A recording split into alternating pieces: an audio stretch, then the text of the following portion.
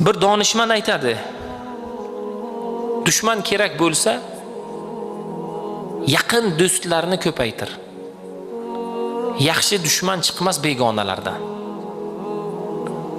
Bugun kimdan pand yeyapmiz? Yaqinlarimizdan pand yeyapmiz. Chunki ularning oldi berdisida, muhabbatida, ular bilan har narsada haddan oshganligimiz uchun.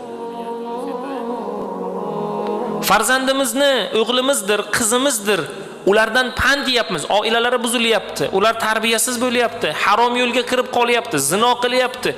Aytganimizga quloq solmayapti, kelajakda kerakli odam bo'lmayapti. Nega?